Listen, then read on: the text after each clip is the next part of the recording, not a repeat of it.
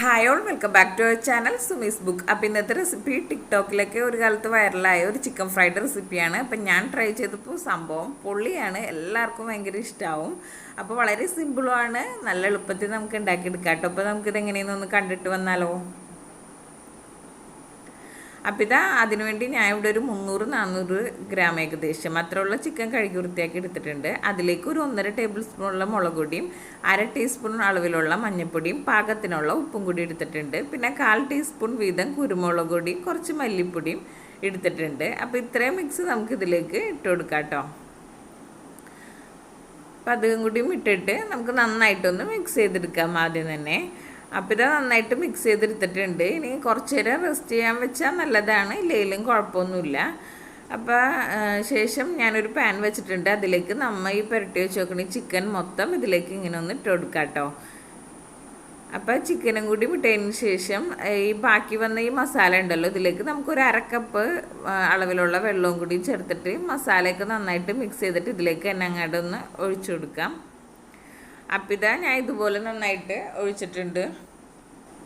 എന്നിട്ട് നമുക്ക് ഇതിലേക്ക് വെളുത്തുള്ളി ചതച്ചതാണ് ചേർക്കേണ്ടത്. ഞാൻ തൊലിയേപ്പാടി തന്നെ ചതച്ചേർത്തിട്ടുണ്ട്. നല്ലൊരു ഫ്ലേവർ കിട്ടും ഇങ്ങനെ ചേർക്കുമ്പോൾ. ഒരു 5-6 ഇല്ലി മതിയാവും. പിന്നെ കുറച്ച് കറിവേപ്പിലയും കൂടി ചേർത്ത് കൊടുക്കാം. എന്നിട്ട് ജസ്റ്റ് ഒന്ന് മിക്സ് ചെയ്ത് ജസ്റ്റ് ഒന്ന് എടുത്തതിന് ശേഷം തള വരുമ്പോഴേക്കും നമുക്കിത് മൂടി വെച്ചിട്ട് ഒരു 10-20-25 മിനിറ്റൊക്കെ മതിയാവും. ഒന്ന് ചിക്കൻ ഒന്ന് വേവിച്ചെടുക്കണം. ഒരു 3/4% കുക്കായാലും മതി. അപ്പോൾ അതിൻ്റെ ഇടയിൽ ഒന്ന് മറിച്ചും തിരിച്ചൊക്കെ ഇട്ടൊന്ന് കൊടുക്കണം കേട്ടോ. അങ്ങനെ ഇപ്പോൾ മൊത്തം ഒരു 10-20 മിനിറ്റ് നേരം കഴിഞ്ഞ് ഇപ്പോൾ ചിക്കനൊക്കെ കുക്കായിട്ട് വന്നിട്ടുണ്ട്. നമുക്ക് ഇതിൽ നിന്ന് എടുത്ത് മാറ്റാം. അപ്പോൾ അത് ചിക്കനെല്ലാം ഞാൻ ഒരു പ്ലേറ്റിലേക്ക് എടുത്ത് മാറ്റിയിട്ടുണ്ട്. ശേഷം ഇതിൻ്റെ കണ്ടോ, ഈ ചിക്കൻ വെന്തവന്ന ഇതുണ്ടല്ലോ, നമുക്കൊന്ന് ചൂടാറാൻ വെക്കാം. അപ്പോൾ ഇതുപോലെ ഒരു ബൗളിലേക്ക് ഞാൻ ചൂടാറാൻ വെച്ചിട്ടുണ്ടായിരുന്നു. ഇനി ഇതിലേക്കാണ് നമ്മൾ അടുത്ത മിക്സുകൾ ചേർക്കുന്നത്. ഒരു ചെറുനാരങ്ങയുടെ നീര് മുഴുവനേപ്പാടിയും ഇതുപോലെ ഒന്ന് പിഴിഞ്ഞൊഴിക്കാം. പിന്നെ അതുപോലെ ഒരു 5-6 കഷ്ണം വെളുത്തുള്ളിയും അതുപോലെ ചെറിയ കഷ്ണം ഇഞ്ചിയും എരിവിന് ആവശ്യമുള്ള 2-3 പച്ചമുളക് കൂടി ചതച്ച് ഇതുപോലെ ഇട്ട് കൊടുത്തിട്ടുണ്ട്. പിന്നെ ശേഷം ഒരു മുട്ടയാണ് ഇതിലേക്ക് ഒഴിക്കുന്നത്. അപ്പോൾ ശരിക്കും ചൂടാറിയതിന് ശേഷം മാത്രമേ ഇതൊക്കെ ചേർക്കാൻ പോകുള്ളൂ, അല്ലെങ്കിൽ മുട്ടയൊക്കെ ഒഴിക്കുമ്പോൾ മുട്ട പെട്ടെന്ന് തന്നെ വെന്ത് പോകും കേട്ടോ.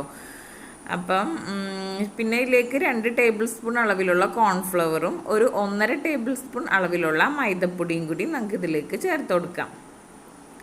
ശേഷം ഇതിലേക്ക് ഒരു 1/4 ടീസ്പൂൺ അളവിലുള്ള ഗരം മസാലയും പിന്നെ പാകത്തിനുള്ള ഉപ്പും കൂടി ഒന്ന് ശ്രദ്ധിച്ച് ചേർക്കുക. പിന്നെ അതുപോലെ 1/4 ടീസ്പൂണുള്ള കുരുമുളക് പൊടിയും അതുപോലെ ഒരു ടീസ്പൂൺ മുളക് പൊടിയും ചേർത്ത് കൊടുക്കാം. മുളക് പൊടി കുറച്ച് എരിവ് കുറവ് വേണവർക്ക് കുറവ് ചേർക്കാം. അതുപോലെ ചതച്ച മുളകും ചേർത്തിട്ടുണ്ട്. ഒരു 1/4 ടീസ്പൂൺ മല്ലിപ്പൊടിയും കൂടിയും ചേർത്തിട്ടുണ്ട്. ഇത്രയും കൂടി ചേർത്തിട്ട് നമുക്ക് നന്നായിട്ടൊന്ന് മിക്സ് ചെയ്തെടുക്കാം. മിക്സ് ചെയ്യുന്ന സമയത്ത് കുറച്ച് വെള്ളവും കൂടിയും ഇതിലേക്ക് ചേർത്ത് കൊടുക്കാം കേട്ടോ.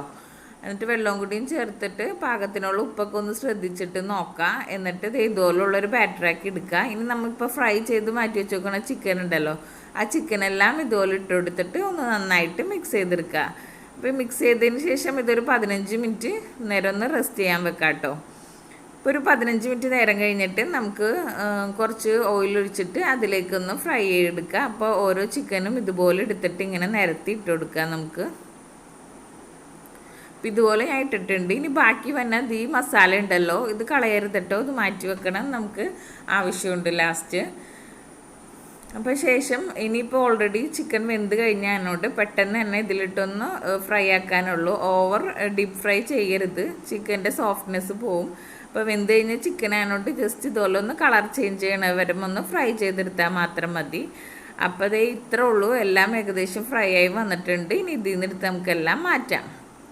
ഇതാ എല്ലാ ചിക്കനും ഞാൻ ഫ്രൈ ചെയ്ത് മാറ്റി വെച്ചിട്ടുണ്ട്. ഇനി ഞാൻ ആദ്യം പറഞ്ഞല്ലോ ഒരു മസാലക്കൂട്ട് മാറ്റി വെക്കാൻ, ആ മസാല നമുക്ക് ഇതിലേക്ക് ഈ ബാക്കി വന്ന ഓയിലിലേക്ക് ഇങ്ങനെ ഒഴിച്ചിട്ട് കൊടുക്കാം.